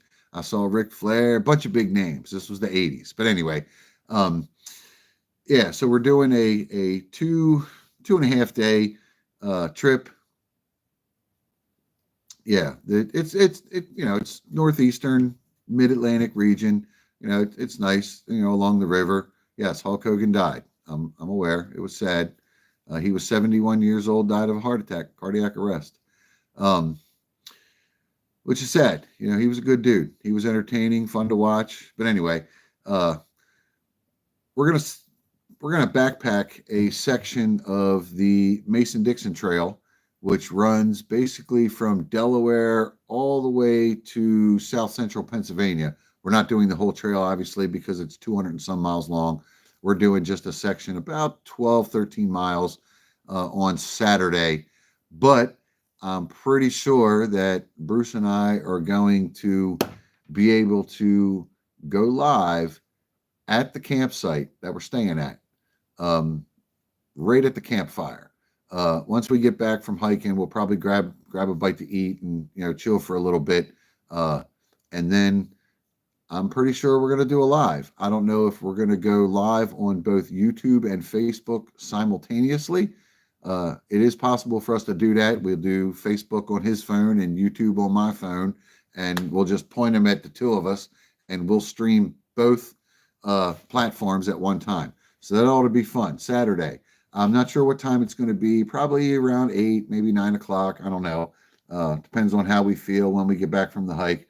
But if y'all want to check in and check that out, we'd appreciate it. You get to see, how we did on our hike, and I'm going to try to take some still pictures. Somebody told me that I'm going to have to look it up, but somebody told me that while I'm streaming live with my phone, I can actually put pictures up. I don't know how to do that yet. I'm going to have to figure it out. What does this button do? Highlight, lighting, flip. Nope. That's not how you do it. Is anybody any of you young guys, Brookside, Crunch, any of you young guys know how to share a picture during a live?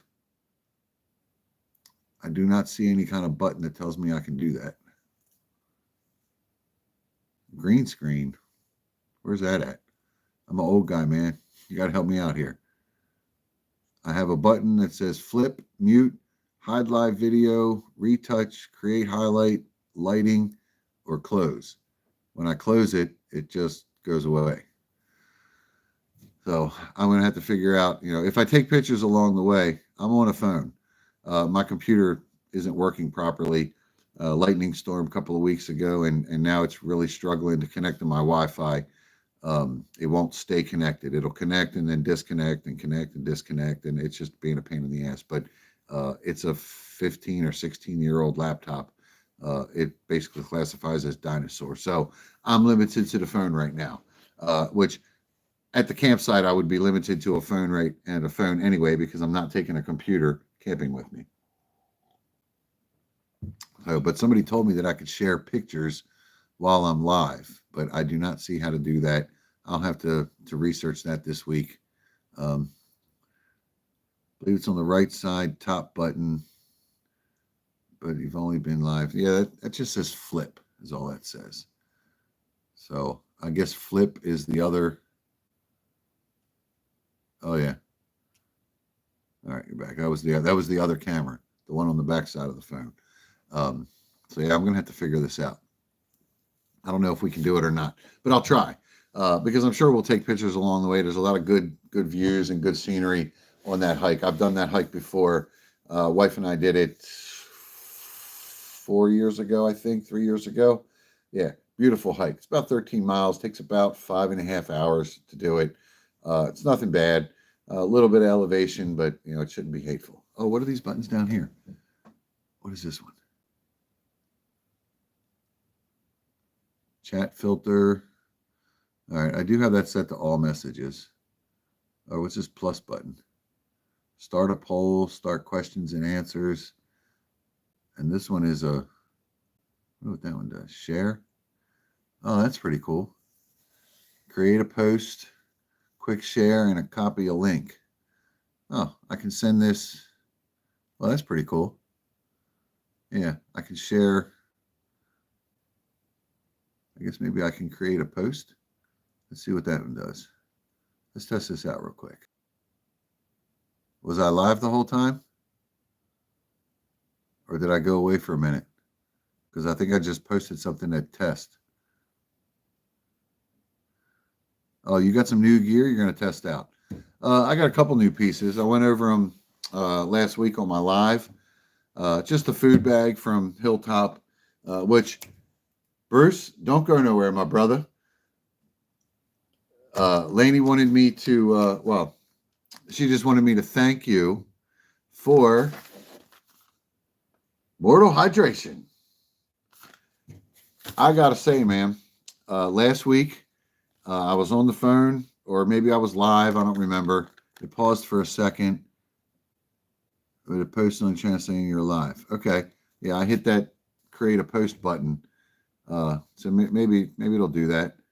Yes, this stuff is amazing. She wanted me to thank you for turning us on to this, because she ordered the little test kit or whatever. It came with like 6 of them, and she ordered a box with like 15 or 20 of them, and it's upstairs. I didn't bring it down. I told her I wanted to borrow this for the live to show people, because I've tried maybe 6 or 8 different types of hydration additives, the kind you dump in water. I keep these in my backpacks, in my emergency bag, and I keep it in my lunchbox that I take to work. We have them in the cupboard upstairs. I have them in my hiking backpacks. It's just hydration. A bunch of companies make them, and I've tried a shit ton of them, and I've never been completely 100% satisfied with any of them. I think the liquid IVs, they taste pretty good. I don't mind them so much. The zero sugar Gatorade, the Glacier Cherry or whatever flavor, the clear one, I like that one. It doesn't taste bad. When I want like a caffeine kind of pick me up, I drink that stuff called Rush. It's actually got caffeine in it, and it's just that them will get you bouncing off the wall if you drink enough of them. They don't taste very good. They're like tingly, almost. Like they have some sort of carbonation, like fake carbonation, so they're tingly in my mouth. Not a fan of how they taste, but I like the way they work. But as far as my favorites go, I think the Gatorade Zero Sugars and the liquid IVs until now, because these Mortal Hydrations, They are made with natural ingredients. The scientist upstairs, she looked all through it and researched it before she even bought them. So there's no garbage in there, nothing that's not good for you or overly bad for you. No uh, uh, what's the fake sweeteners, whatever the fake sweeteners are. This is made with cane sugar and stevia, which are both natural. You can grow them. You can grow sugar. You can grow stevia. Um, and that's what these are. These have in them for a sweetener. Now, some of them they have are salty.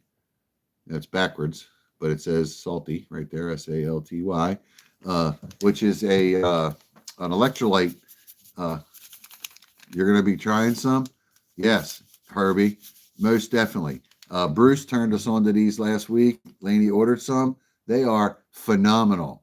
They taste delicious. These are by far, she even said she's been drinking the liquid IVs for months now. Not only do these taste better, but they cost less. She told me, I never knew what she was paying for the liquid IVs because she orders them or we pick them up at Costco. But she said they run about $1.50 a pack. These are less than half that. Yes, they do have sugar. They have cane sugar. Yeah, cane sugar is not bad. It's natural. Now you got to watch how much sugar you do take, but I will take natural cane sugar or stevia long before I'll willingly accept any of the artificial, like Splenda and whatever the artificial ones. Those are horrible for you. There's I wouldn't touch those, man. They're not good. Natural, real sugar. I mean, in excess, anything is bad for you. But something like this in Arizona, yes, mortal hydration. Yes, sucralose, yuck. Exactly, Bruce. Sucralose is horrible. That's what it's called. Whatever the Splenda and the Sweet and Low, all those fake sweeteners, that years ago when they first came out, they claimed they were better for you than sugar, and they're really not. They're horrible. See, the zero sugar stuff, you got to look. Some of it has stevia in it. Stevia is a natural plant. You can go and buy stevia seeds, and you can grow stevia on your back porch or your backyard and grow the plant. Now, you have to process it down into the powder, with a mortar and pestle and grind it all down and, then wash it and clean it to actually make the stevia powder like you can buy, but that's what's in my coffee, stevia. Stevia it's a natural plant. It's like sugar. Tastes a little bit different than sugar. It was a little hard for me to get used to. But I try to stay away from the overly or the high fructose corn syrup stuff. That's what I try to stay away from. In fact, I just saw an article the other day that Coca-Cola is going to stop putting high fructose corn syrup in Coca-Cola products in the United States, which they've done for decades now, and they're going to go back to putting cane sugar in their products like they do in Mexico. I have friends that live in Mexico. In fact, they're in Mexico now. They had a death in the family, horrible situation. But they live in Mexico. They come here to this country on work permits every year for 8 months or so. They work, they go back home. And every time they tell me that the Coke products taste so much better. High fructose corn isn't bad in mine. The taste isn't the same. See, I live with a scientist, man. She says high fructose corn syrup is not good. It's too processed. I'm not a specialist or a scientist, so I can't argue the point. I can only go by what, the scientist upstairs tells me. And, when she tells me I need to cut back on my high fructose corn syrup, that, cane sugar is not as bad, I listen. But anyway, I don't even a lot of regular sugar. I'm mostly stevia now. But either way, check these out, man. I don't have sponsors. I don't get any kind of, we bought these. I don't get nothing for free. My channel isn't the type of channel that, I don't push products that I don't use. And whatever product I tell you I'm using, I will be 100% honest with you about it, because I don't get paid to advertise or push. I have one affiliate link that I haven't even used yet, but I did talk about the company last week. I just haven't had a chance to put the affiliate link in any of my videos yet. I'll get to it. I'm not really concerned. I don't do this to try to get rich or make a living. Be nice, but it's not really my purpose. My purpose is more to get the information out there to help people, to be better prepared, to have more fun in the outdoors, because the outdoors are great, man. It's awesome getting out there, but there's so many people that are scared of the outdoors, or they don't like it because it's miserable. I know right now somebody watching this channel, he's not a big fan of the outdoors because there's bugs. He doesn't like getting bit up by bugs all the time. And I get that. He's been that way since we were teenagers. He never liked being out getting eaten up by bugs. And believe me, we've spent a ton of time in the woods shotgunning beers in the local park. But anyway, mortar hydration. If you're looking for a great tasting additive for hydration and replacing your electrolytes, check it out. They probably have a website. Doesn't say it on here, but just Google mortar hydration. I'm sure you'll find it. I don't know. My wife found it. She probably just Googled it and it came right up. Because I'm pretty sure she ordered them directly these directly from them. So, all right. One last thing I want to talk about. Now I only have 3 people watching, and 2 of them probably already know where I stand on this. AI. I have been seeing an increase in AI created content. And I personally don't like it. I think AI will be our downfall. You very possibly are correct, sir. Personally, I see AI as a tool, like a wrench or a screwdriver, or a code reader you plug into your car to tell you what the engine code is. I don't think AI is ever capable of long-term sustainment in replacing human beings, because AI can't do my job. And I know 2 dudes, we Skynet one day. One of them just commented, I know there's 2 guys watching this live right now that I know AI can't do their job. So AI won't replace some jobs. A lot of jobs, yes, if the governments don't regulate it, it'll be like Skynet one day. You're right. It has to be regulated. It's got to be kept on a leash. Otherwise, it will get out of control. Ultimately, if AI was as smart as it thinks it is, it would realize that without mopping the floors today and cleaning a bathroom, a robot mopping floors and cleaning a bathroom. Wow, that's a new one. Did it actually do a good job? If AI was as smart as it thinks it is, it would realize that there are jobs that it can't do, that it does need human beings. So eliminating human beings, I think that would be bad for it. No, it was sloppy. Exactly. Will the technology increase and get better? Very possible. I think that it has a lot of potential as a tool. I think it needs to be regulated, but I think it's almost unlimited as to what it possibly could do. Yes, I've seen the video, not of roofing tiles, but I saw one of it laying concrete block. And the reason they showed the video of it laying concrete block, because the wall fell. It only got up 3 courses and it fell because it could not manage to get the mortar consistent. It would almost take another robot to come in and put mortar in consistently. Automated tractors. Yes. John Deere has them. That's the thing. People say that, shutting down the border we're going to starve to death because all of who's going to pick all those idiots that were saying, who's going to pick your vegetables? Well, first of all, human beings coming across and picking vegetables in commercial farms doesn't happen. People come across the border in the agricultural field and they work the smaller farms, but the big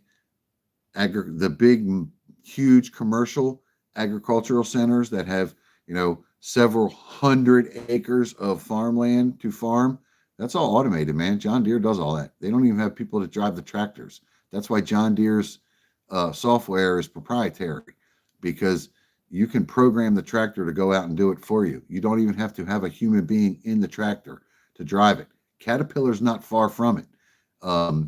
Because I'm in construction. Yes, the trades, doctors, lawyers, yes, AI could very easily replace them, because if you get sick, you go to see the doctor has to evaluate your symptoms and come up with a diagnosis to treat you. The doctor isn't always right because he doesn't have all of the medical knowledge known to man, but an AI could. An AI could diagnose you and be right every time. Yes, the big commercial specialty, yes, and they're all automated. It's all GPS controlled and automated. A computer terminal runs it. Caterpillar's not far from that. They already have automated heavy equipment where you don't have to have an operator sitting in the bulldozer to move the dirt. It's done remotely, like a drone, to where, let's say the work has to be done down in a quarry and it's dangerous down there because people die in quarries in construction all the time. Now you don't have to put an operator in that dozer.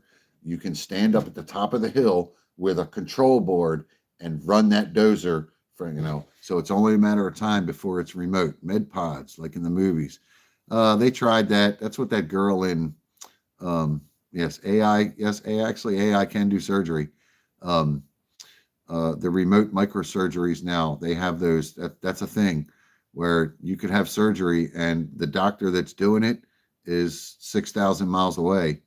And it's remote. Now the doctor's working like joysticks, but it's not like a video game joystick, but it's remote. So it's only a matter of time before, a computer can do that. It may already be something that a computer can do. I don't know. Yes, agriculture. It's already, and construction isn't far. Now, the AI or a computer can run an excavator and dig a hole, but you still need a guy to jump down in the hole and put the pipe together. You're still going to need pipe welders, pipe fitters. There's a ton of construction jobs that it's just AI and computers and robots aren't even close to being able to replace. But let's say you get yourself a DWI and you need an attorney. Basically, you need somebody who is well versed in the law.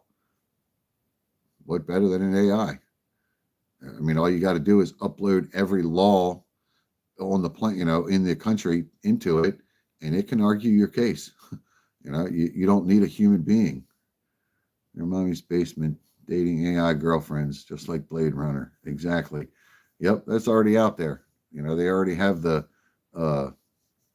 AI things. I see the advertisements on YouTube and Facebook for AI partners. Yes. Actually, you have a robot that's an AI. I'm sure you can actually reach that level with it. Not that I would want to. It's to each his own, I guess. But it's probably where things are going. I don't know. But as far as in the content creation world, I'm seeing a lot of AI created content, and I've watched a little bit of it, and I've seen a fair amount that's not even close to being true. It's basically whatever somebody is inputting information wise. So, be careful when you're watching these videos, because they got nice screenshots and they got, really nice video, and, sound and all. They're very well produced and very, very well put together. They look believable. And hell, now they can fake it to make it look like a human being. In fact, the channel that I was talking about, the Mike Tango Whiskey channel, one of the comments that got sent to him was he was accused of being an AI, a robot, and he's like, hello, you hear me cough, you hear me say, and pause, and I'm not a robot, I'm a real person, so I think that's a dangerous thing. Propaganda is so easy to spread, and all you have to do, yes, some look so real, depends on how well the computer is. That's exactly correct. Um, and it could almost be believable. Yes, stand against AI. Oh, of course, that's a given, brother. Um, the yeah, AI bots can breathe on the phone. Yeah, I saw that. When they had that robot, I saw it on YouTube. It was a robot convention where companies from around the world, Japan, China, Germany, they all had their robots at this convention, and the one, it was like had facial expressions, and it was pretty freaking real. I mean, you could tell it was a robot, but it was pretty advanced. I was like, wow, that's some iRobot shit right there. Um, Never know you're not talking to a human. Uh, after a little bit, you can figure it out because enunciations are a little off. Um, their inflections are a little off. They haven't perfected it 100%. Now, I know with just audio playback, they've gotten much closer. But if you look at the actual robots that are speaking, you can tell. And we're Indians, Pakistan customer service reps. Well, that's a good thing because I can never understand them anyway. You got to keep asking them, what'd you say? Could you repeat that? That's a pain in my ass. So, but when it comes to, AI content, uh, the reason I was bringing this up is because I've seen a boatload of YouTubers, the channels that I've followed for a couple of years now, they're all saying the same thing. They've seen a serious decline in viewership. And they're 100% right because I've watched their channels for years, and a year ago they would put out a video and in a week they'd have 50,000 views in a week. And now they put out a video and they get 4,000 views in a week. And they all say the same thing. They're all speculating the same thing, that YouTube is blocking them. YouTube is hiding them. And I don't know if it's YouTube doing that specifically on purpose. I think it's the algorithm and the AI that are putting out this AI created content that they're trying to compete with. And because the AI content is getting no shortage of views, and it's because that's what people are seeing in their timeline. Or when you pull up YouTube and you scroll down for the videos, I'll tell you, I have enough subscriptions of people that I subscribe to, probably at least 50, to where when I open up YouTube and I scroll through the videos, I should see nothing but people I subscribe to. And sometimes I go days, sometimes weeks without seeing one of the video, creators that I subscribe to. I'll see one of their videos.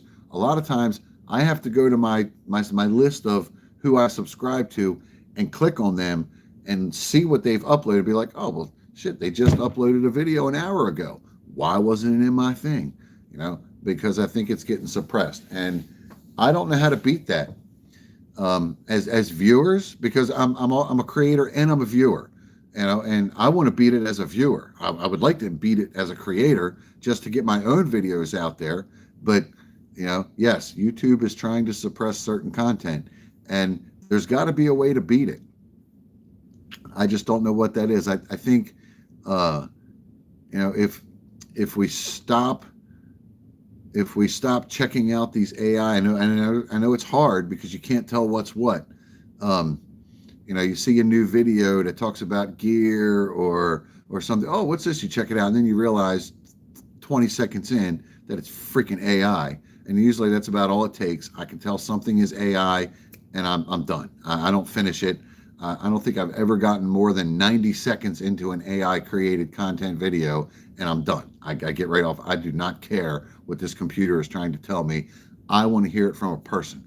I want to see a guy with a camera. I don't care if he's sitting at a desk talking to me or whether he's out in the woods showing me, or just, I want to see a human being. I do not want to see a bunch of pictures and some computer voice that's trying to tell me something. I don't want none of that. I'm not going to Rumble. I have considered Rumble and Patreon. I don't know, certain wording and imagery. I have been considering, but my channel's not that old on YouTube. I don't want to change everything. I'm just getting the hang of this. Really, now I got to go find some other platform because the algorithm. If that's how we handle it, then the algorithm monster is just going to keep chasing us over every freaking platform there is until we got nowhere to go. At some point, we got to make a stand. At some point, we got to stop watching this AI stuff. I know on Instagram they have a thing where you can click on it and say, "Don't show me this content no more," or "Don't show me this this creator anymore." I don't know if they have that on YouTube. I know you can block creators, but I don't know if you can, pick and choose what gets shown to you. But I know most of the YouTubers that I follow and subscribe to have all said their viewership has gone down considerably the past few months. And mine's never been high. I mean, I get a few views. I got a few people that come back every week and check out my videos, and that's cool. I appreciate that, and I'm sure it's going to grow. It's got to. But these guys that are getting 500,000 views and then 6 months later getting 4,000, that to me is a red flag. So, if anybody has any suggestions on how to beat that, please put it in the comment. Put it in there, get it out to all of us, get it out to them. I'll spread it. You tell me what it is and I will put it in my next live and we'll try to get it out there and see if we can beat this. Because I don't want to see these channels go away. It's bad enough that, Robbie Wheaton, he used to do it. He used to do the Sensible Preppers on Tuesdays with Such, and then he started doing his Tuesday Night Live with Robbie. And then his career, his job changed, and he wasn't able to do it anymore. But I miss seeing his videos. And there's a lot of people that I've watched that I don't get to see their videos very often anymore because YouTube doesn't show them to me. I got to actually go looking for them.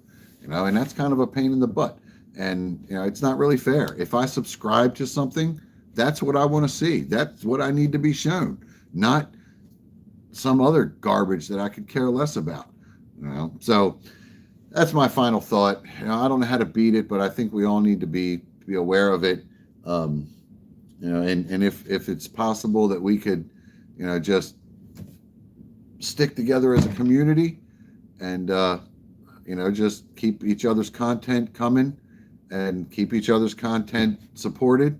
Hopefully we can, keep this, this build up and this craze of AI created.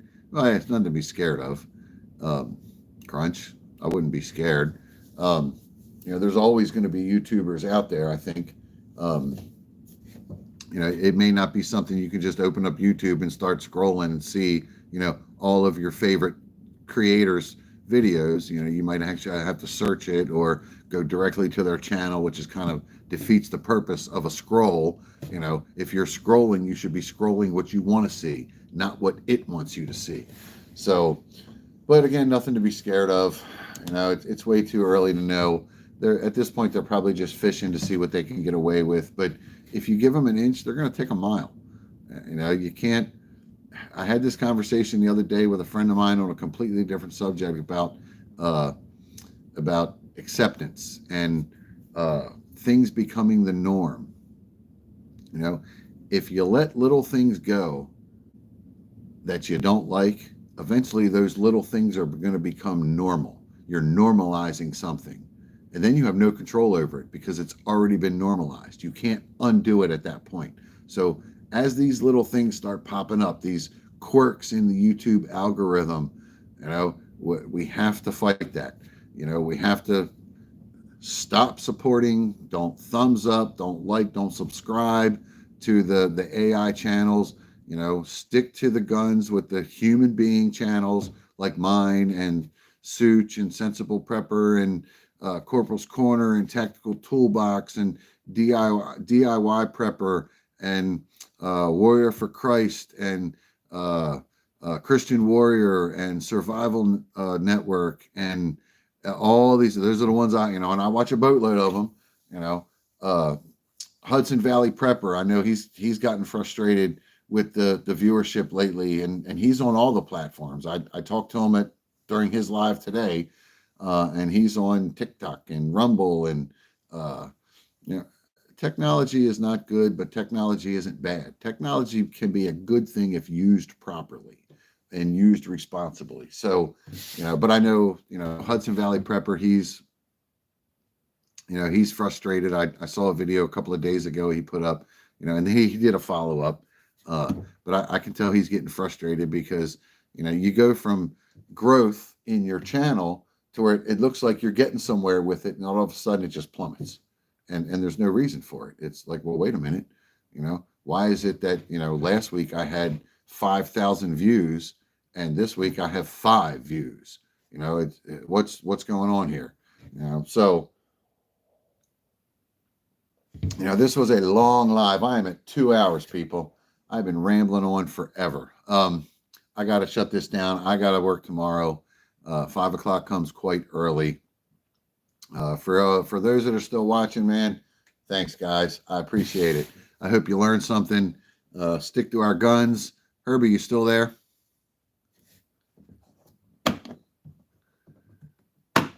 You still there, Big Herb?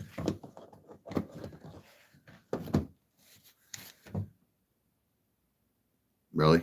One of my oldest friends in the world. And he didn't even watch for 20 minutes. See you there, Crunch. I try to do these on Sundays, but I think next week I'm going to be on Saturday because I'll be on my camping trip with 302 Outdoors, and I think we're going to go live from the campsite. Big Herb, you still there, brother? Give me a thumbs up. Tell me you're still in the room, something. If you're not, I'm shutting this down, and I'll just call you tomorrow. Guess you're gone. I'll call you tomorrow.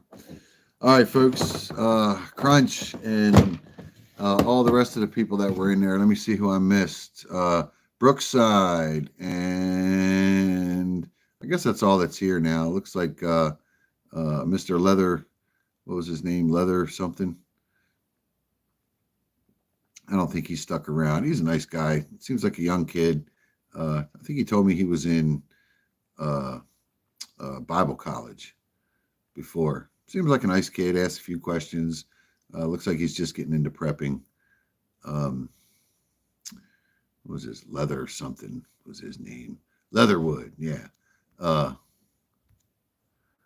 So good talking to you, man. Have a good one. Brookside, appreciate it. Crunch, I will see you guys next time. I'm going to try to get some midweek content up. I got a few ideas on what I'm going to put together. I just got to see if I have time to do it. If not, I will definitely be back Saturday of next week at my campsite. Probably have a cold beer in my hand, and we'll have just hiked a few miles. So y'all have a good week. Keep your head on a swivel. We'll see you in the next one.